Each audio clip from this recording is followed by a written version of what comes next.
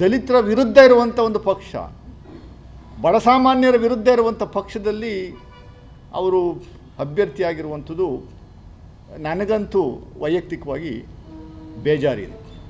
ನಮ್ಮ ಪಕ್ಷದಿಂದ ಕಾಂಗ್ರೆಸ್ ಪಕ್ಷದಲ್ಲಿ ಏನಾದರೂ ಅಪ್ರೋಚ್ ಮಾಡಿದರೆ 100ಕ್ಕೂ 100ರಷ್ಟು ನಾವು ಅವರಿಗೆ ಟಿಕೆಟ್ ಕೊಡುವಂಥ ಕೆಲಸವನ್ನು ಮಾಡ್ತಿದ್ದೆವು. ಉದ್ದೇಶ ಇಷ್ಟೇ, ಸಾಮಾಜಿಕ ನ್ಯಾಯ ಉಳಿಬೇಕು. ಏನೋ ರಾಜಕೀಯ ಕುತಂತ್ರಕ್ಕೋಸ್ಕರ ಇಲ್ಲ ರಾಜಕೀಯ ಅವರ ಅಡ್ವಾಂಟೇಜಸ್ಗೋಸ್ಕರ ಚುನಾವಣೆ ನಿಲ್ಲುವಂಥದ್ದು ಆಗಬಾರ್ದು ಅನ್ನುವಂಥದ್ದು ಅಷ್ಟೇ ನನ್ನ ಉದ್ದೇಶ. ನಾನು ಕಳೆದ 30 ವರ್ಷಗಳಿಂದ ನಿರಂತರವಾಗಿ ಜನಸಾಮಾನ್ಯರ ಜೊತೆ ಹೋರಾಟ ಮಾಡ್ಕೊಂಬಂದಿರುವಂಥ ವ್ಯಕ್ತಿ. ನಾನು 2 ಬಾರಿ ನನಗೆ ಕಾಂಗ್ರೆಸ್ ಪಕ್ಷ ಟಿಕೆಟ್ MLCಯಿಂದ ಕೊಟ್ಟಿದ್ದು. ಕಳೆದ ಬಾರಿ 185 ಓಟಲ್ಲಿ ನಾನು 2018ರಲ್ಲಿ ಸೋತಂಥದ್ದು. ಮಹಾರಾಜರು ಮಗ ಅವರೇನು ಯದುವೀರವರು ನಿಂತಿದ್ದಾರೆ, ನಿಲ್ಲಿ, ಸ್ವಾಗತ ಮಾಡ್ತೀವಿ.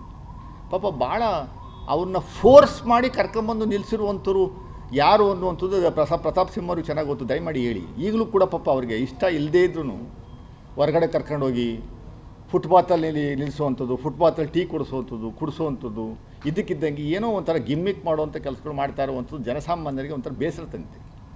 ಪ್ರಾಕ್ಟಿಕಲಾಗಿರಲಿ. ನಾನು 24/7 ಜನಸಾಮಾನ್ಯರ ಮನೆ ಕಾಯುವಂಥವನ್ನ.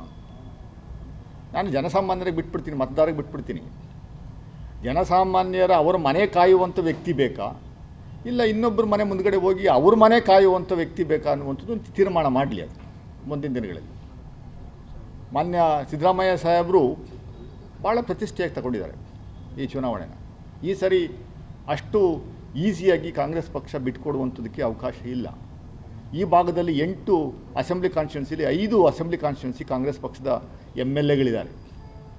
ಇನ್ನು 2 ಕಾನ್ಸ್ಟಿಟ್ಯೂನ್ಸಿಗಳಲ್ಲಿ ಹುಣಸೂರಲ್ಲಿ ಬರೀ 1700 ಅಂತರದಲ್ಲಿ ನಾವು ನಮ್ಮ ಅಭ್ಯರ್ಥಿ ಸೋತಿದ್ದಾರೆ.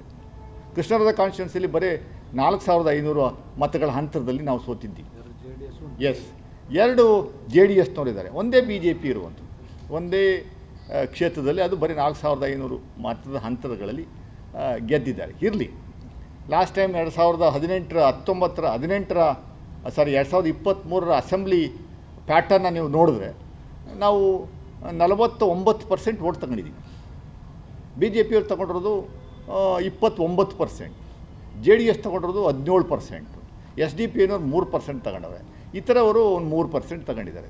ಸೊ ಅದರ ಪ್ಯಾಟರ್ನ್ ತಗೊಂಡ್ರೂ ಕೂಡ ನಮಗೆ ಅವಕಾಶಗಳು ಜಾಸ್ತಿ ಇದ್ದಾವೆ. ಬಟ್ ಯಾವುದೇ ಕಾರಣಕ್ಕೂ ನಾವು ಓವರ್ ಕಾನ್ಫಿಡೆಂಟಾಗಿ ಮಾಡುವಂಥದ್ದಿಲ್ಲ. ನಾವು ಏನು ಕಾರ್ಯಕ್ರಮಗಳನ್ನು ಜನಗಳಿಗೆ ಕೊಟ್ಟಿದ್ದೀವಿ, 5 ಗ್ಯಾರಂಟಿಗಳನ್ನು, ಅದನ್ನು ಹೇಳುವಂಥದ್ದು ನನ್ನ ವಿಷನ್ ಇದೆ. ನಾನೊಂದು ಪ್ರಣಾಳಿಕೆಯನ್ನು ರೆಡಿ ಮಾಡಿದ್ದೀನಿ. ಮೈಸೂರು ಲೋಕಸಭಾ ಕಾನ್ಸ್ಟಿಟ್ಯೂನ್ಸಿಗೆ ನೆಕ್ಸ್ಟು 5 ವರ್ಷದಲ್ಲಿ ಸುಳ್ಳು ಹೇಳಲ್ಲ, ನಾನು ರೈಲು ಬಿಡಲ್ಲ. ದಯಮಾಡಿ ಅರ್ಥ ಮಾಡ್ಕೊಬೇಕು. ಸುಮ್ಮನೆ ಯಾರೋ ತಂದಂಥ ಯೋಜನೆಗಳನ್ನು ನಂದು ಅಂತ ಹೇಳ್ಕೊಳ್ಳುವಂಥ ಕೆಲಸವನ್ನು ಮಾಡಲ್ಲ.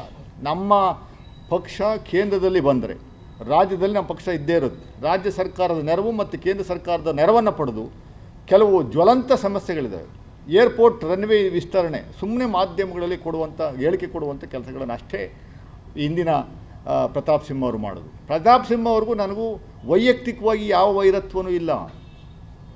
ರಾಜಕೀಯವಾಗಿ ನಾನು ವಿರೋಧಿಸ್ತಾ ಇದ್ದೆ ಅವ್ರನ್ನ. ಯಾಕೆಂದರೆ ಸುಳ್ಳು ಹೇಳೋರು, ಮಾತೆತ್ತಿರಿ ಬರೀ ಸುಳ್ಳು ಹೇಳುವಂಥ ಕೆಲಸವನ್ನು ಮಾಡ್ತಿದ್ದು. ಅದಕ್ಕೋಸ್ಕರ ನಾನು ದಾಖಲೆಗಳ ಸಮೇತ ಅವ್ರು ಹೇಳ್ತಾ ಇರೋ ಒಂದು ಸುಳ್ಳು ಅಂತ ಹೇಳುವಂಥದ್ದು ಮಾಡ್ತಿದ್ದೆ ಅಷ್ಟೇ. ರಾಜ್ಯ ಸರ್ಕಾರದ ಯೋಜನೆಗಳೆಲ್ಲ ನಂದು ಅಂತ ಹೇಳ್ಕೊಳ್ಳುವಂಥ ಕೆಲಸವನ್ನು ಮಾಡ್ತಿದ್ರು. ನಾವು ಆ ಥರ ಮಾಡಲ್ಲ, ನಾನು ಆ ಥರ ಮಾಡಲ್ಲ. ಮಾನ್ಯ ಮುಖ್ಯಮಂತ್ರಿಗಳು 2013ರಿಂದ 2018ರವರೆಗೆ ಮೈಸೂರು ನಗರ ಮತ್ತು ಮೈಸೂರು ಜಿಲ್ಲೆಗೆ ಎಷ್ಟು ಹಣವನ್ನು ಕೊಟ್ಟಿದ್ದಾರೆ ಅನ್ನುವಂಥದ್ದು ದಾಖಲೆಗಳ ಸಮೇತ ಮನೆಗೆ ಹಂಚುವಂಥ ಕೆಲಸವನ್ನು ನಾನು ಮಾಡ್ತೀನಿ. 3800 ಕೋಟಿ 5 ವರ್ಷದಲ್ಲಿ ಕೊಟ್ಟಿರುವಂಥದ್ದು. ಅದರಲ್ಲಿ ನಮ್ಮ ಮುಂದ್ಗಡೆನೇ ಕಣ್ಣು ಮುಂದೆನೇ ಇದೆ. ಈ ಆಸ್ಪತ್ರೆ ಇರ್ಬೋದು, ಟೂರಿಸಮ್ ಸೆಕ್ಟರ್ ಇರ್ಬೋದು, ಕಾಂಕ್ರೀಟ್ ರಸ್ತೆಗಳಿರ್ಬೋದು, ಸಾಕಷ್ಟು ಎಲ್ಲವೇ ಅದೆಲ್ಲ ಪಟ್ಟಿ ಸಮೇತ ಜನಗಳಿಗೆ ತಲುಪಿಸ್ತೀವಿ. ಆಮೇಲೆ ಮುಂದೆ ನಾವು ಏನು ಮಾಡ್ತೀವಿ, 8 ತಿಂಗಳಾಗಿದೆ ಅಷ್ಟೇ. ಬರೀ ಮೈಸೂರು ನಗರಕ್ಕೆ ಬರೀ 8 ತಿಂಗಳಿಗೆ ಸುಮಾರು 1500 ಕೋಟಿ ದುಡ್ಡು ಕೊಟ್ಟವ್ರೆ.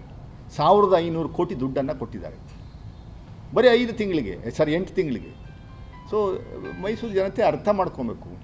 ಕೆಲಸ ಮಾಡುವಂಥದ್ದಕ್ಕೆ ನಾವು ಕೂಲಿ ಕೇಳ್ತಾ ಇದ್ದೀವಿ ಅಷ್ಟೇ. ದಯಮಾಡಿ ನಿಮ್ಮ ಕೈ ಮುಗಿದು ಕೇಳ್ಕೊತೀನಿ, ಈ ಸರಿ ಮಾನ್ಯ ಸಿದ್ದರಾಮಯ್ಯನವ್ರಿಗೆ ಅವಮಾನ ಮಾಡಬೇಡಿ. ಮತದಾರರಲ್ಲಿ ವಿನಂತಿ ಮಾಡ್ಕೊಂಡ್ವಿ. ಭಾಳ ಅವರು ಬೇಸರ ಇದೆ. ಎಷ್ಟು ಕೆಲಸ ಮಾಡಿದ್ರು ಲೋಕಸಭಾ ಕಾನ್ಸ್ಟಿಟ್ಯೂನ್ಸಿನಲ್ಲಿ ಯಾವನೋ ಭಾವನಾತ್ಮಕ ವಿಚಾರಗಳ ಆಧಾರದ ಮೇರೆಗೆ ಮತ್ತು ಜಾತಿಯ ಆಧಾರದ ಮೇರೆಗೆ ಮತ್ತು ಇನ್ನೇನೋ BJPಯವರು ಕೊನೆ ಮೊಮೆಂಟಲ್ಲಿ ಯಾವುದೋ ಸುಮ್ಮನೆ ಸುಳ್ಳು ಸುದ್ದಿಗಳನ್ನು ಹಬ್ಬಿಸಿ ಅವ್ರ ಕಡೆ ಸೆಳ್ಕೊಳ್ಳುವಂಥ ಕೆಲಸವನ್ನು ಮಾಡುವಂಥದ್ದು ಮಾಡ್ತಾ ಇದ್ದಾರೆ. ಅದಕ್ಕೆ ಈ ಸರಿ ಯಾವುದೇ ಕಾರಣಕ್ಕೂ ಅವಕಾಶ ಕೊಡಬೇಡಿ. ಮೈಸೂರು ಉದ್ಧಾರ ಆಗಬೇಕು, ಡೆವಲಪ್ ಆಗಬೇಕು, ಇಲ್ಲಿನ ನಿರುದ್ಯೋಗಿಗಳಿಗೆ ಉದ್ಯೋಗ ಸಿಗಬೇಕು, ಟೂರಿಸಂ ಸೆಕ್ಟರ್ ಬೆಳಿಬೇಕು. ಕೊಡಗು ಎಂಥೋ ಊರು. ಮಾನ್ಯ ಪ್ರಧಾನಮಂತ್ರಿಗಳು ಬಂದು 2 ಬಾರಿ ಭಾಷಣ ಬಿಗಿದು ಹೋದರು. 2014 ಒಂದ್ಸರಿ, 2019 ಒಂದ್ಸರಿ. 2014 ಬಂದಾಗ ಮೈಸೂರನ್ನ ಪ್ಯಾರಿಸ್ ಮಾಡ್ತೀವಿ ಅಂತ ಹೇಳ್ಬಿಟ್ಟು ಹೋದರು. 2019 ಬಂದಾಗ ಕೊಡಗನ್ನು ಸ್ವಿಟ್ಜರ್ಲ್ಯಾಂಡ್ ಮಾಡ್ತೀವಿ ಅಂದರು. ಅದೇ ಸ್ವಿಟ್ಜರ್ಲ್ಯಾಂಡ್ ಮಾಡ್ತೀವಿ ಅಂದರು, ನ್ಯೂಜಿಲ್ಯಾಂಡ್ ಮಾಡ್ತೀವಿ ಅಂದರು, ಯಾವ ಲ್ಯಾಂಡ್ ಮಾಡ್ತೀವಿ ಅಂತ ಗೊತ್ತಿಲ್ಲ. ಯಾವ ಸ್ಥಿತಿಗೆ ತಲುಪಿದೆ ಅನ್ನುವಂಥದ್ದು ನೀವು ಊಹೆನೂ ಮಾಡ್ಕೊಳ್ಳೋಕ್ಕಾಗಿರುವಂಥ ಒಂದು ಪರಿಸ್ಥಿತಿ ಇದೆ. ಮೈಸೂರು ಎಂತೆಂಥ ಪ್ಲೇಸು, ಅದು ಪರ್ಟಿಕ್ಯುಲರ್ಗೆ ಇನ್ಫಾರ್ಮೇಷನ್ ಟೆಕ್ನಾಲಜಿಗೆ, ಇನ್ಫಾರ್ಮೇಷನ್ ಸೆಕ್ಟರ್ಗೆ, IT ಸೆಕ್ಟರ್ಗೆ ಒಳ್ಳೆ ಏಳು ಮಾಡಿಸಿದಂಥ ಜಾಗ. ಇವತ್ತು ಬರೀ 2 ಅವರ್ಸಲ್ಲಿ ಬೆಂಗಳೂರಿಂದ ಮೈಸೂರಿಗೆ ಬರ್ಬೋದು, ಮೈಸೂರಿಂದ ಬೆಂಗಳೂರಿಗೆ ಬರ್ಬೋದು. ಇಂಥ ಸಂದರ್ಭದಲ್ಲಿ ಇಲ್ಲಿ ಇಂಡಸ್ಟ್ರಿಯಲಿ ಡೆವಲಪ್ಮೆಂಟ್ ಆಗುವಂಥದ್ದಕ್ಕೆ ಅವಕಾಶನೇ ಕೊಡಲಿಲ್ಲ. ಸುಮ್ಮನೆ ಅದ್ಯಾವುದೋ ಏರೋಪ್ಲೇನ್ ತಂದೆ, ಇದ್ಯಾವುದೋ ಏರೋಪ್ಲೇನ್ ತಂದು, ಒಂದು ಏರೋಪ್ಲೇನ್ ಹಾರಾಡ್ತಾ ಇಲ್ಲ. ಯಾವುದೋ ಉಡಾನ್ ಅಂತ ಒಂದು ಸ್ಕೀಮ್ ತಗೊಂಬಂದರು, ಒಂದೂ ಇಲ್ಲ. ಯಾವುದೋ ಒಂದೇ ಒಂದು ಏರೋಪ್ಲೇನ್ ಹೋಗ್ತಾ ಇದೆ. ಎಸ್, ಇಲ್ಲಿಂದ ಹೈದರಾಬಾದ್ಗೆ ಏರೋಪ್ಲೇನ್ ಬಿಟ್ಟರೆ ಬೇರೆ ಯಾವ ಜಾಗಕ್ಕೂ ಏರೋಪ್ಲೇನ್ ಹೋಗ್ತಾ ಇಲ್ಲ. ರನ್ವೇ ವಿಸ್ತರಣೆ ಹೇಳ್ತಲೇ ಇದ್ದಾರೆ, 10 ವರ್ಷದಿಂದ ಆಗ್ತಾ ಇಲ್ಲ. ರೈಲ್ವೆ ಟರ್ಮಿನಲ್ಲ ಇನ್ನೇನೋ ದೊಡ್ಡದಾಗಿ ವಿಸ್ತರಣೆ ಮಾಡ್ತೀವಿ ಅಂತ ಕಲರ್ ಫೋಟೋ ಎಲ್ಲ ಹಾಕಿ ಆ ಮಾಡಲ್ನೆಲ್ಲ ಇದನ್ನು ಪ್ರಿಂಟ್ ಮಾಡಿ ಎಲ್ರಿಗೂ ಹಂಚುವಂಥ ಕೆಲಸವನ್ನು ಮಾಡಿದ್ರು. ಆ ಕೆಲಸ ನಾನು ಮಾಡಲ್ಲ. ಪ್ರಾಕ್ಟಿಕಲಾಗಿ ಏನು ಆಗುತ್ತೋ ಅದು ಕೆಲಸವನ್ನು ಮಾಡುವಂಥದ್ದು ಡೆಫಿನೆಟಾಗಿ ಮಾಡ್ತೀನಿ. ನಮ್ಮದೊಂದು ಪ್ರಣಾಳಿಕೆ ಇದೆ, ಅದನ್ನು ಮಾನ್ಯ ಮುಖ್ಯಮಂತ್ರಿಗಳ ಮೂಲಕ ರಿಲೀಸ್ ಮಾಡಿಸುವಂಥ ಕೆಲಸವನ್ನು ಮಾಡ್ತೀವಿ. ನಾಳೆ ನಮ್ಮ ಭಾಗದ ಎಲ್ಲ MLAಗಳು, ನಮ್ಮ ಇಬ್ಬರು ಅಧ್ಯಕ್ಷರುಗಳು ಮತ್ತು ನಾನು ಗ್ರೀನ್ ಹೆರಿಟೇಜ್ ಹೋಟ್ಲಲ್ಲಿ 11 ಗಂಟೆಗೆ ಒಂದು ಮುಕ್ತವಾದ ಸಂವಾದ ಇಟ್ಕೊಂಡಿದ್ದೀವಿ. ನೀವು ಯಾವ ಪ್ರಶ್ನೆ ಬೇಕಾದ್ರೂ ಕೇಳ್ಬೋದು. ದಾಖಲೆಗಳ ಸಮೇತ ನಾವು ನಿಮಗೆ ಉತ್ತರವನ್ನು ಕೊಡ್ತೀವಿ. ಏನು ಹಿಂದೆ BJPಯವರು ಒಂದು ಸಂವಾದ ಮಾಡಿದರು, ಒಂದಷ್ಟು ಸುಳ್ಳುಗಳನ್ನು ಹೇಳುವಂಥ ಕೆಲಸವನ್ನು ಮಾಡಿದರು. ಅದು ನಾವು ಪ್ರಾಕ್ಟಿಕಲಾಗಿ ನಾವು ಏನು ಮಾಡ್ತೀವಿ, ಏನು ಮಾಡಬಲ್ಲವು ಅನ್ನೋದ್ರ ಬಗ್ಗೆ ಒಂದು ಮುಕ್ತವಾದ ಸಂವಾದವನ್ನು ನಾವು ಮಾಡ್ತೀವಿ. 24ನೇ ತಾರೀಕು ಮಾನ್ಯ ಮುಖ್ಯಮಂತ್ರಿಗಳು ಮೈಸೂರಿಗೆ ಬರ್ತಾ ಇದ್ದಾರೆ, 27ನೇ ತಾರೀಕು ಬರ್ತಾ ಇದ್ದಾರೆ, ಮತ್ತು ನಾಮಿನೇಷನ್ ಫೈಲ್ ಮಾಡುವಂಥದ್ದಕ್ಕೂ ಬರ್ತಾ ಇದ್ದಾರೆ, ಮತ್ತು ಕ್ಯಾನ್ವಾಸ್ಗೂ ಬರ್ತಾರೆ. 11ನೇ ತಾರೀಕು ದೊಡ್ಡ ಬೃಹತ್ ಸಮಾವೇಶ ಮೈಸೂರಲ್ಲಿದೆ.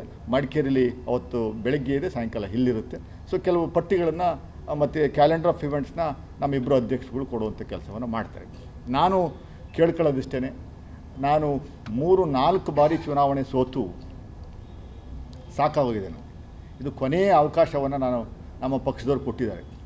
ಮತದಾರಗಳಲ್ಲಿ ನಾನು ವಿನಂತಿ ಮಾಡ್ಕೋತೀನಿ, ದಯಮಾಡಿ ನಿಮ್ಮ ಸರ್ವಿಸ್ ಮಾಡುವಂಥದ್ದಕ್ಕೆ, ನಿಮ್ಮ ಸೇವೆ ಮಾಡುವಂಥದ್ದಕ್ಕೆ ಒಂದು ಕೊನೆಯ ಅವಕಾಶವನ್ನು ದಯಮಾಡಿ ನನಗೆ ಅವಕಾಶವನ್ನು ಮಾಡಿಕೊಡಿ. ನಾವು ಸುಸ್ತಾಗಿ ಹೋಗಿದ್ದೀವಿ.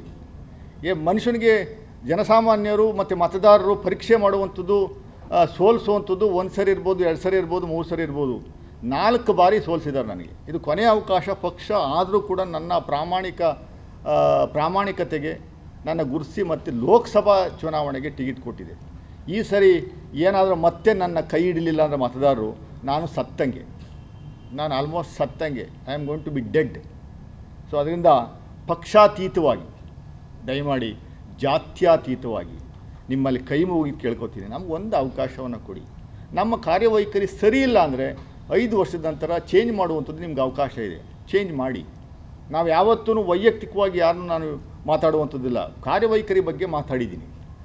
ನನ್ನ ವಿರುದ್ಧ ಎಲ್ಲಾದರೂ ಭ್ರಷ್ಟಾಚಾರದ ಆರೋಪಗಳು ಎಲ್ಲಾದರೂ ಇದ್ದರೆ, ಯಾವುದನ್ನ ಒಂದು ಪಾಯಿಂಟ್, ಯಾರ ಹತ್ರ ಅದನ್ನು ಅರ್ಧ ಕಾಫಿ ಕುಡಿದಿದ್ರೆ, ಯಾರ ಹತ್ರ 5 ಪೈಸೆ ನಾನು ತೊಗೊಂಡಿದ್ರೆ, ದಯಮಾಡಿ ಯಾರಾದರೂ ದಾಖಲೆಗಳಿದ್ದರೆ ಹೇಳಿ.